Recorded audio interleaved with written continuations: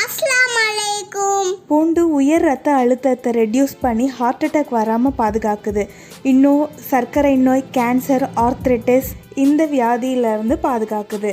Lower கொலஸ்ட்ராலுக்கும் immunity நல்லா function ஆகிறதுக்கும் ஹெல்ப்பாக இருக்குது.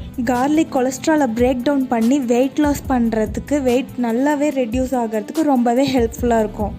பிளட்டு கிளாட் ஆகிறது மூலமாக தான் ஹார்ட் அட்டாக் வருது. இந்த கார்லிக் எடுக்கும் பொழுது பிளட்டு கிளாட் ஆகிறதுலேருந்து ப்ரிவென்ட் பண்ணுது. ஸோ ஹார்ட் அட்டாக் வராமல் தடுக்கும். கோல்டு, சைனஸ் இதெல்லாம் க்யூர் பண்ணுறது மட்டும் இல்லாமல் தாய்ப்பால் சுரக்கிறத அதிகப்படுத்துது. பூண்டில் ஆன்டி ஆக்சிடென்ட் அதிகமாக இருக்குது, அதனால இம்யூனிட்டியை நல்லா பூஸ்ட் பண்ணும்.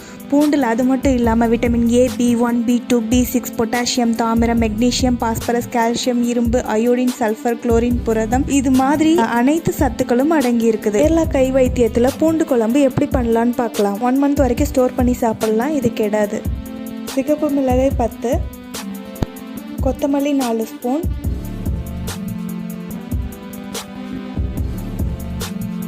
கடுகு 4 ஸ்பூன், கறிவேப்பிலை ஒரு கையளவு,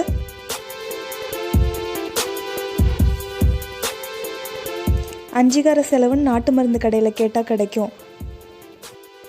வசம்பு, ஜாதிக்காய், ஜீரகம் இதெல்லாம் சேர்ந்துருக்கும்.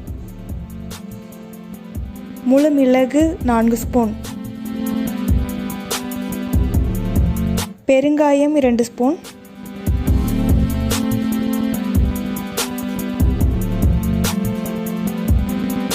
கருப்பட்டி வெல்லம் 2 ஸ்பூன். இது எல்லாத்தையுமே தண்ணி விட்டு பேஸ்ட் ஆக்கிக்கணும். Masala paste ready. கறி உப்பு 2 ஸ்பூன், பூண்டு 1/4 கிலோ, புளி தண்ணி 1 கப், தேங்காய் எண்ணெய் 100 ml.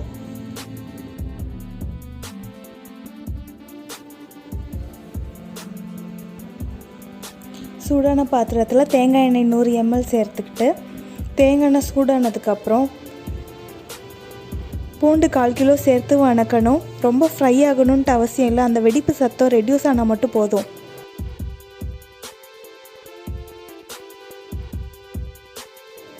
பூண்டு வாசனை போனதுக்கப்புறம் அரைச்ச மசாலா பேஸ்ட்டையும் கறி உப்பு 2 ஸ்பூனையும் சேர்க்கணும்.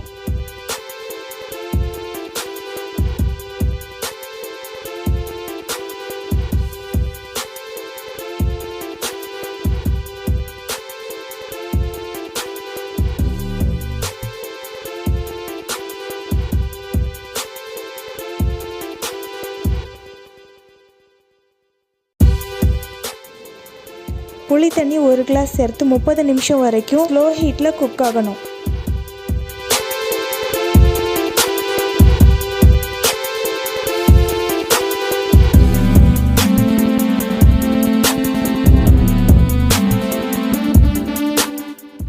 இதை தொடர்ந்து 45 நாளுக்கு சாப்பிடணும்.